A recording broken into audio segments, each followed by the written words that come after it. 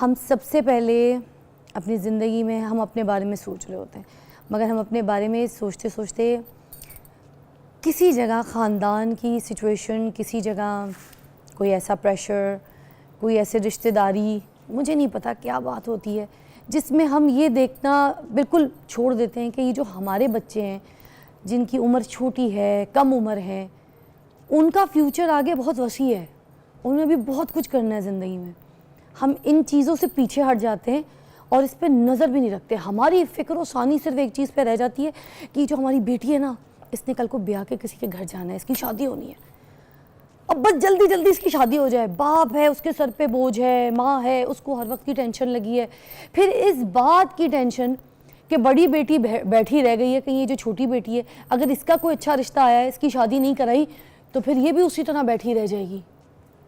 دیکھیں ایک بات، لڑکی بیٹھی رہ جائے گھر پہ بڑھاپے تک، انڈیپینڈنٹ ہے، اپنے پیروں پہ کھڑی ہے، خود جی رہی ہے، اپنی لائف سٹائل ہے، اپنا کام کری ہے، اسٹیبلش ہے، اچھا رشتہ نہیں آیا ضروری نہیں ہے گھر سے بھگائیں، شادی کر دیں، ناٹ نیسیسری۔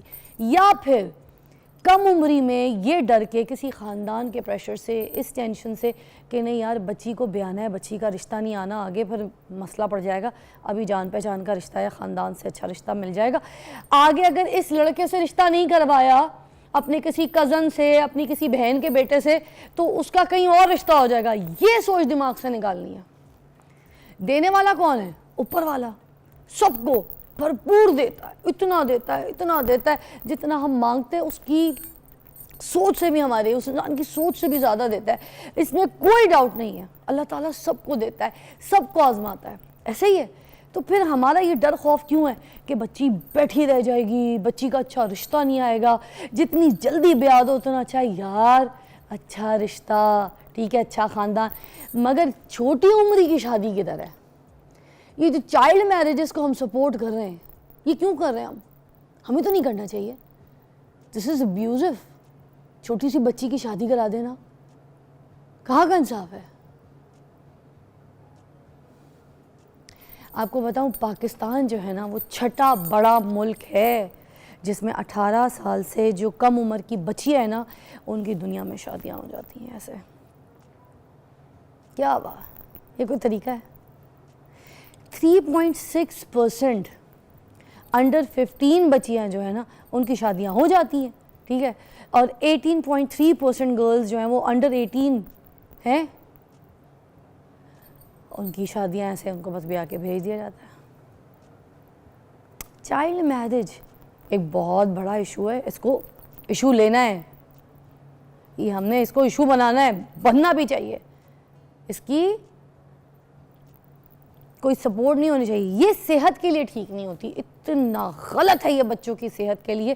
چھوٹی چھوٹی بچوں کی شادی کر کے ان کی کوئی اندرونی کوئی طاقت نہیں ہوتی، ان کی کوئی صحت نہیں ہوتی، نہ ذہنی نہ جسمانی کوئی طاقت نہیں ہوتی۔ وہ عورت، وہ بچی جس نے ایک اور نسل کو آگے جو ہے پروان چڑھانا ہے۔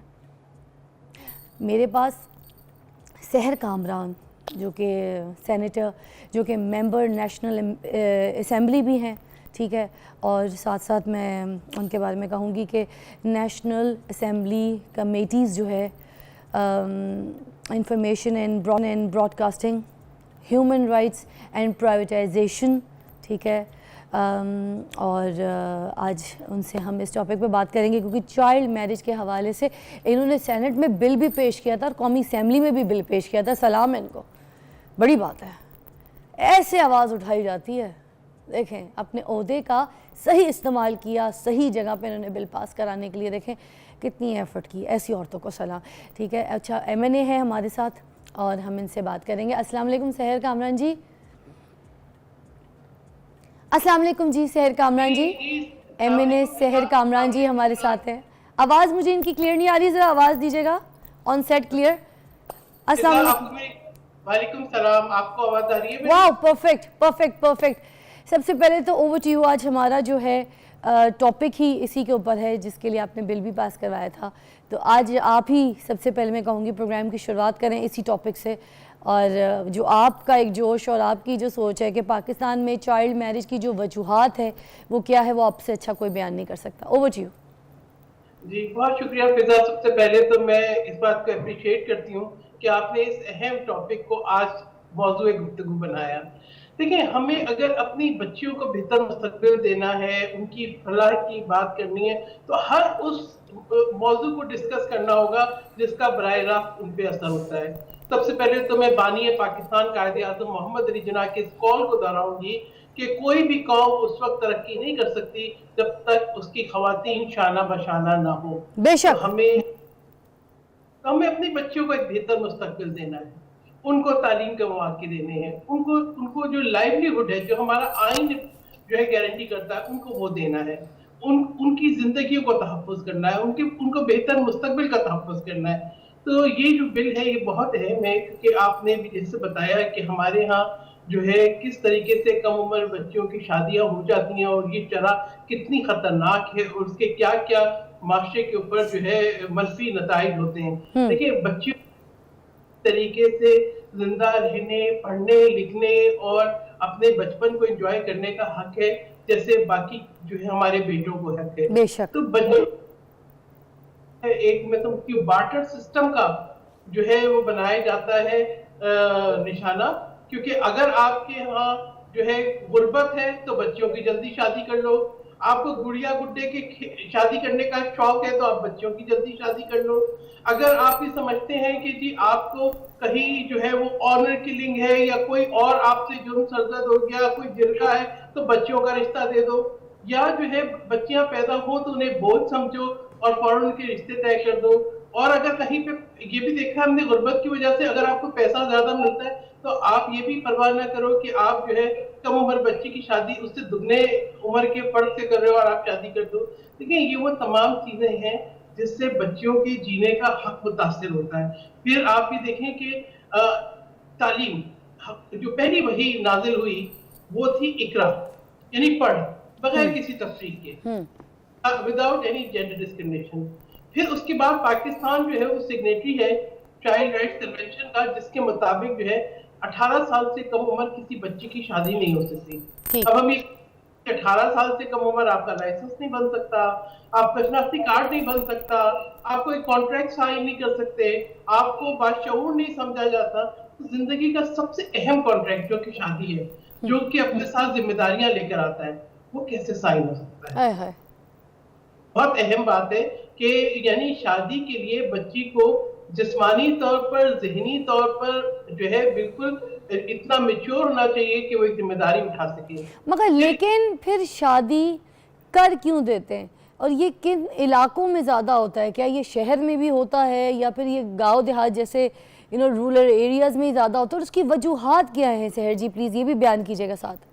देखिए, तालीम की कमी है, जहालत है, गुर्बत है, रिवायात है, रसूमात है, और मैं समझती हूँ कि शायद बहुत जगह मिथ भी है। ठीक है ना, हम ये समझते हैं कि हाँ जी बस बच्ची पैदा हुई इसकी शादी कर दो।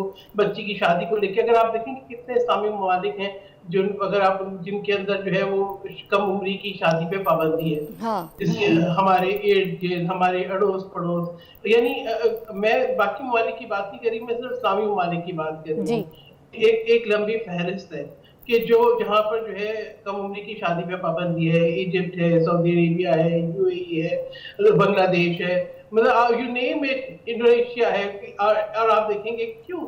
इसलिए कि वो समझते हैं, मैंने खुद इस सिलसिले में अल अज़हर शरीफ से इजिप्ट से पता भी लिया कि तो बच्चियों की फलाह, इस्लाम एक फलाह का मजहब है, तो बच्चियों की फलाह जो है वो सबसे पहले आती है।